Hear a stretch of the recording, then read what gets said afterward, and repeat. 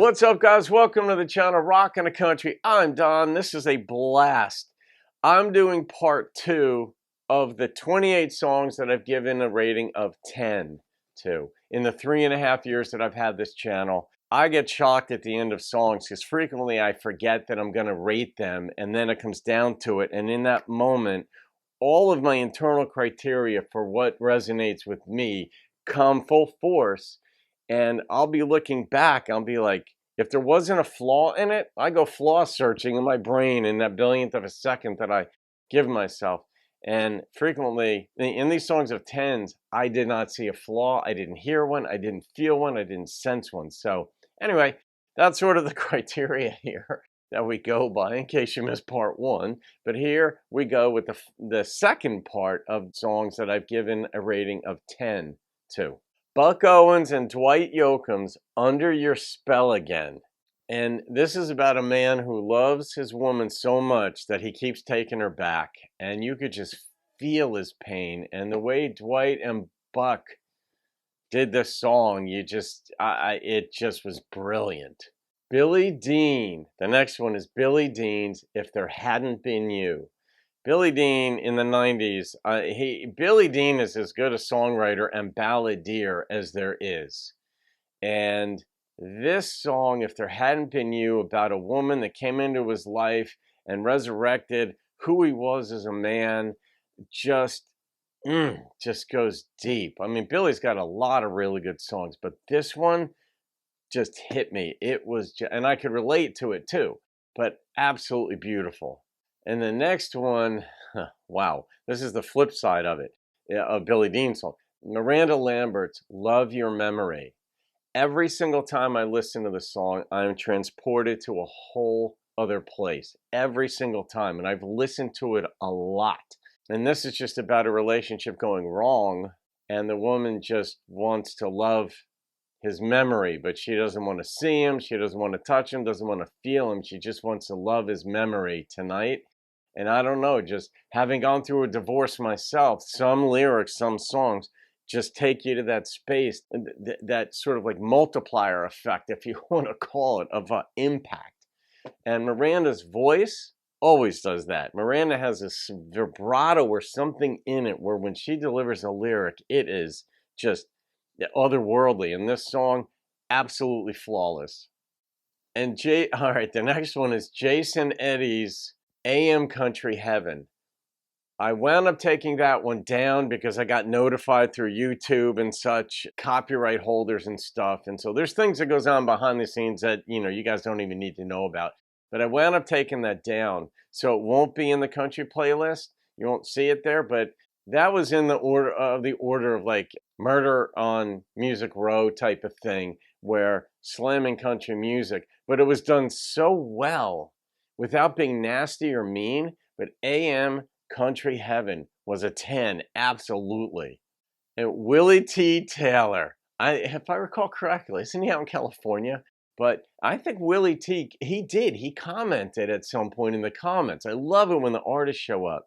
But Wrong Way to Run, brilliant. And Willie T is a phenomenal artist. Like, he's a treat.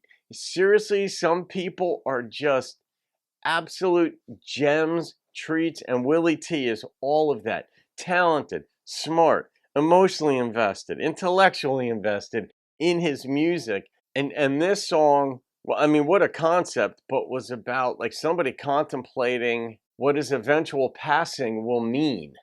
And these are concepts I love to, the philosopher in me, and we all think about these at certain times, but I really like to see how other people craft their ideas and then set it to music. Willie T just knocked us out of the park. Oh, Alison Krauss's cover of James Taylor's Carolina in My Mind. Wow, that was a 10. I could not believe. I mean, Alison Krauss is just like basic. I mean, if there was an angel that came down from heaven to sing songs, that would be Alison Krauss. The way her voice, the way her emotionality, the way she intones, the way she knows how to hold back, the way she's able to hold back. Just there's some people like sing songs well. Other people are the song. and she embodies it. And that song in particular, I've done a number of Allison's. I took this song down because I didn't want to have copyright problems because YouTube doesn't tell us much. I may re-upload them once YouTube resolves certain issues out there in digital land, but nonetheless, Alison Krauss's cover of James Taylor's Carolina in My Mind was phenomenal. Oh my gosh, the next one, Amanda Shires, When You Need a Train, It Never Comes. Even again, I can picture the video that she was in, just her, the way it was shot, and what she was singing, how she was singing it. It made complete sense that she'd be married to Jason Isbell because they think on similar wavelengths. Not that marriages always do, frequently opposites attract, but at least in this regard, her lyricism, but her voice, the way she sings is so unique that I mean, it's like God's gift to me, like Alison Krauss, you're like, what? Some people they don't just have it, they are it. And Amanda is that. This was a song of sadness, but the way the lyrics were woven was just this tapestry of brilliance. And next is Larry Gatlin and Gene Watson's Bitter They Are, Harder They Fall. And this was an Elvis cover, and a couple of covers that I've done, like Alison Krauss's Carolina in My Mind, still got 10s because of the way they performed them. And what Gene and Larry did with this song about a man who told his wife leave him alone, or his woman, and that's exactly what she did. And I guess, we sometimes say things out of anger, out of fear, out of undue emotion or whatever, and then the person takes you at your word. And that's what happened in the lyrics in this song, and the way Gene and Larry delivered it. You're like, whoa, I feel your sadness, brother, but you did F up by saying what you did. The Roger Miller Band. The next one is the Roger Miller Band's King of the Road. And I don't give song high ratings because they're popular. That means nothing to me. Like, a song has to have depth, substance, and all that. And this had that. And there was a turn of a phrase in there that when you listen to it with headphones on and you're just enjoying the song purely without distraction, this takes you to a whole other level, and you just smile that a song like that would become as iconic as it did. Absolute brilliance. Oh, and another iconic song, I missed its brilliance my whole life, was Roy Rogers' Tumblin' Tumbleweeds. And then I listened to it with headphones on, and you realize, holy cow, this is deep and so simple in ways. And there's a depth and simplicity. When somebody carves it up right and distills bunches of lyrics and thoughts into simplicity, so much so that it can penetrate your soul, that level of genius and brilliance showed up in this song. I mean, when you take the risk of telling your life story through the eyes of a tumbleweed, I mean, that could go so wrong, so cheesy, so whatever. And in this case, it went so right. Oh my gosh. Marla Cannon Goodman's song, The Fool.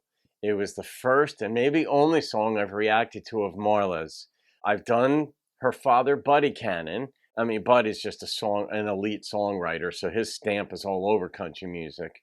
But Marla's delivery, the lyrics in this song caught me completely off guard. Like, when I don't know what to expect from an artist, and I didn't know what to expect from Marla because I'd never heard her before, I'm not going in thinking, wow, I'm going to listen to the one of the best songs I've ever heard.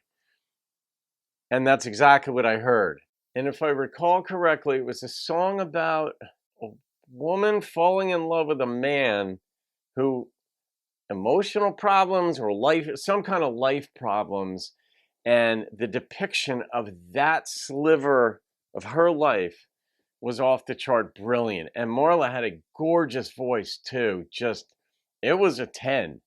And this is the second Hank Sr. song on this list. That says something. I feel so lonesome, I could cry. This song cut to the bone in a 2-minute. Yeah, I mean, sometimes I'm even speechless just contemplating what I would experience again listening to that song. It was so simple and so to the bone. When I listen to these songs, some of these songs that are so simple, I listen to a lot of seminars on a lot of things, and one of the seminars I listened to was on neuroscience, and it talked about the way the brain works, of course, neuroscience. And the brain is an extremely protected organ in the body. Like when you get a virus or something, or the flu, those germs don't make it to your brain. If they did, generally speaking, it would kill you. And there's a blood-brain barrier. The drug companies, with all the billions of dollars that they spend on research and very smart people trying to figure out a way to medicate the brain for certain issues, memory loss, or whatever the issues are. But there's a blood-brain barrier in there. And the capillaries are so small that very little can get into the brain. Oxygen can get to it, blood cells can get to it, but very few cells or molecules can make their way into the brain, which is why it's so protected. Bacteria, all, flu things, they can't get through there because it's too small. So it's a very protected space. So the challenge the drug companies have is not only do they have to be able to make a compound or a chemical that's so small that it can get through and into the brain, then it's got to do what it's designed to do. So the first constraint they have, the first condition that they've got to meet is it's got to be able to get into it, and then it's got to be able to do what it's designed to do. That's sometimes what I think of with a song like Hank Williams Sr.'s song, I Feel So Lonesome I Could Cry. It's so succinct, and yet it got into the heart and did exactly what it was designed to do in so few words. That's my nerdy analysis of things, but nonetheless, absolutely brilliant. When this is what I think of when I think of simplicity, that something in such a concise way can get in and do what it's designed to do. Oh, I did this one recently. Alan Jackson's The Older I Get. Holy cow, I was floored. He sang that, the lyrics, I mean, it's Alan Jackson, but he sang that in such a way that only an older man can sing. But what he sang, I was just floored. Obviously, I gave it a 10. Willie Nelson's Always on My Mind. Willie can sing a ballad with the absolute best of them. He is unbelievable. I mean, I missed him when I was younger because I wasn't in the country. Get older and I listened to him, and with the channel, of course. That song just about his love for a woman, but the admission that he'd missed a certain part of telling her it and being there for her as often as he needed to be. Whoa, it hits a place in your soul. Oh, and then the next one, the second to last one, Roger Miller, Willie Nelson, and Ray Price's rendition of Old Friends. And they each took a time to sing a stanza in it, and because they are older men, but what they sang about, I hope when I'm older I just have one friend, because as you get older your friends die or you die, and you know you might be the last one left standing, but you just want one friend. And the beauty of one of the lyrics is, someone to help me up a curb, hold my arm as I go up a curb. It was so beautiful. I did that in honor of the Stone Street Girls.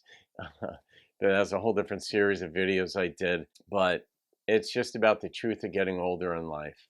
And then the final one, holy cow, this was completely unexpected. Kayla Ray's song, Pining for the Carolina Pines. Somebody requested that I do a different song of Kayla's off of a newly released album. And if I recall correctly, she's down in Texas. And I think she's from there too, or Oklahoma, but I think Texas. And I'd reacted to a couple of Kayla's songs about 3 years earlier. Mickey Lamantia had recommended that I do a Kayla song. So I'm like, hey, absolutely. And I loved it. She was cute. She was fun. She had this bubbly energy and all this in a live performance. Well, this was a live performance. I think it was shot in black and white. Live performance, but in a studio. And I didn't know the song. But in the intervening 3 years or so since I'd reacted to her prior song, I was absolutely floored. And I remember commenting in the video that there were moments where I felt like I was listening to Jewel. She had a Jewel-like quality, and that's very difficult because Jewel is one of my favorite vocalists, favorite artists. But Kayla's her own woman, her own artist, her own performer. And the way she delivered this song, there was an intrigue about the lyrics. Was it metaphorical? Was it literal? This kind of thing. But it was a 10. So there it is, guys. That's part 2 of songs that I've given a 10 to. I just wanted to do that. What a brilliant, brilliant group of artists, songs, some of whom I'd never heard of. That's how much good music is out there when you have the time to listen. So leave your comments. I'll be getting to more stuff. Some songs got 9.8, some got 9.9s, but they didn't quite get that 10. They're still brilliant off the charts. Songs you never turn off when they come on the radio or you're playing them in your car or whatever, Spotify, Pandora. It's just beyond belief the talent that's out there. So there it is. That's it, guys. I'll see you on another video. Have a great day. And I know you'll do this. Keep rocking the country.